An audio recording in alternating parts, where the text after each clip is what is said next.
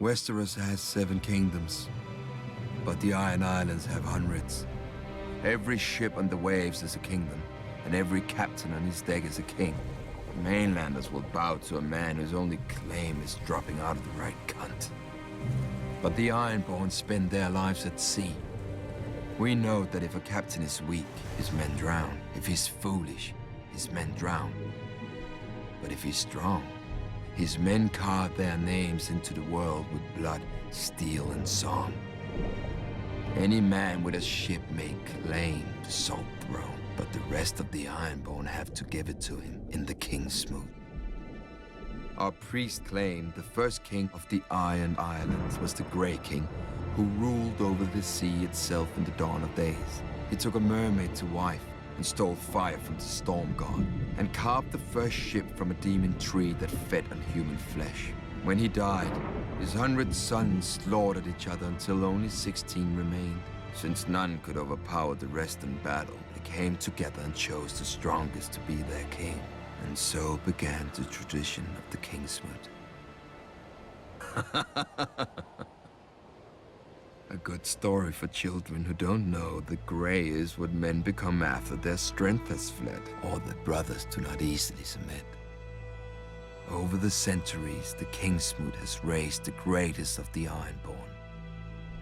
Corrid Horror, whose word was law whenever men could smell the salt air or hear the crash of waves. He sacked Old Town and defeated the River King, taking 3 young sons as hostages.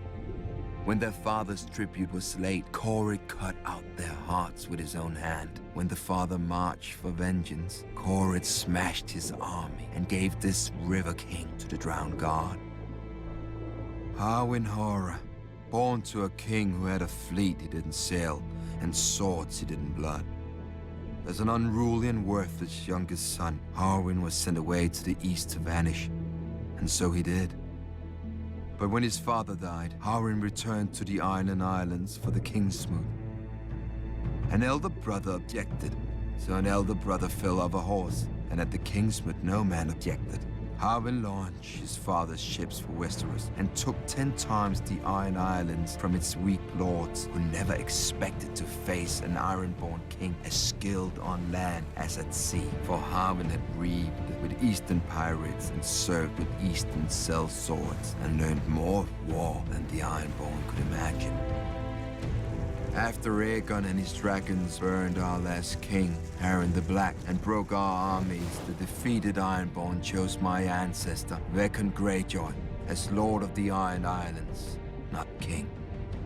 For centuries after, the Kingsmoot was a joke that the Ironborn didn't get. When a Lord Greyjoy died, the captains would meet and choose his eldest son to succeed him. Of course, they argued over it just long enough to show they weren't now like the very mainlanders they despised. Once more, we have a true king, my own brother Balon, who had the balls to seize the driftwood crown, but not the brains to hold it. He is the first king the Iron Islands have had in centuries, and the fool would be the last. The Kingsmoot once chose him over me. They will not have that choice next time.